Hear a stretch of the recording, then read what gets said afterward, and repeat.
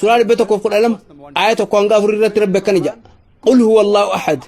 جي إني الله توكيتش الله الصمد الله يفدن ده إركو عمدات لم يلد ولم يولد هندالوس هندال الناس ولم يكن له كفوا أحد هريان توكو سافنتان قني كاهما أفوري خرب بيبس نمني فدي أبلو غوفتا رجي ولا فاخي قامني غوفتا جامع خالي بمسون هيكا سر أفوري خنا غوتيو دندي نودي مسلموني قام سن أكا غوفتا تفلأچو وانت دينو فنجر هيكا سر أفوري تيولوجي دان ربي وبچو داف خن قرماتا لتمسي يوخان الدبافناتي إني درا قل والله أحد جي إني الله توكيتش الله صمد الله إفدن ده إركو عمدات لم يلد ولم يولد هندالوس هندال الناس ولم يكن له كفوا أحد هريان تقوى سافنتان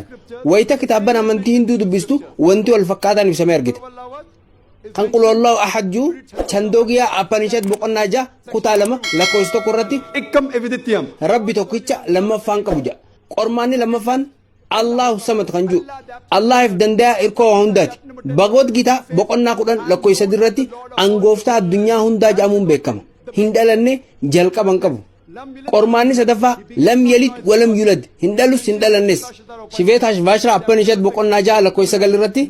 ناچا سي خسج جني تانا جنيبا إساف غوفتان برانتاني ماتين كبو ربين ولاني أبان كبو إني هادن كبو خانتمورا ولم يكن له كفوا أحد هريان يوخان فكادان تقوي سافنتان kunis shifeeta ashbaatra upanishad boqonnaa afur lakkoofsa 19 irratti akkasumas yajurveeda boqonnaa 32 lakkoofsa 3 irratti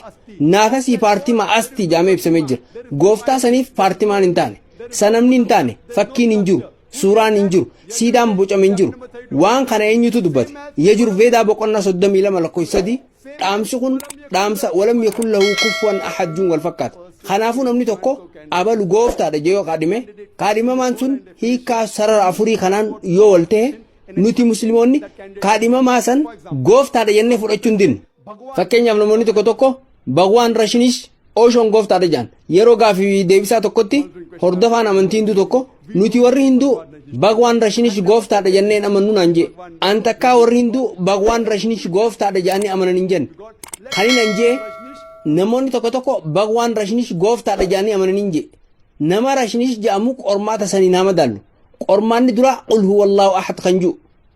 ji inni allah tokkicha rashinish tokko qofa ture ilma namaa keessa angooftaadha namni jee isa qofa hedduudha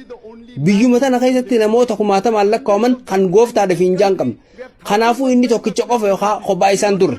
haa ta'u malee namoonni isa hordofan inni nama addaati jaan hayyee gara qormaata itti aanu hacen allahu samad allah if danda'e koo hundaati rashinish of danda'aa fi irkoo hundaati akka seenaa dhuunfaa isaa irraa barretti dhukkuba asmiitiin qabamee rakkachaa ture dhukkuba sukkaaraa qaba dhukkuba duydaa jabaan rakkachaa ture yaadame gooftaan dhukkuba asmiitiin dhukkuba sukkaaraa fi dhukkuba duydaa jabaan miidhame jechuun akkamitti ta'a qormaata sadaffaa lam yalid walam yulad hin dhalus hin dhalannes bagwaan rashinish madyaa piraadesh keessatti dhalate abbaa fi haadha ni qaba bara 1981 Ameerikaa deeme kutaawwan Ameerikaa hedduu keessa deeme kutaa Oregon keessatti wiirtuu isaa hundeessuun rashinish puram jeetti moggaase booda irratti mootummaan Ameerikaa qabee hidhatti darbe rashinish kana booda waan jee mootummaan Ameerikaa summii suuta nama ajjeessu naa kennee jeemate yaadame gooftaaf summii suuta isaa ajjeessu yoo kennamu bara 1985tti mootummaan Ameerikaa biyya ariinaan achi booda inninis gara Indiyaa deebi'ee magaalaa Puunaa keessatti wiirtuu Oosho Komiyuun jaamuun deesse samaadii rashinish dhayxanii osoo ilaaltanii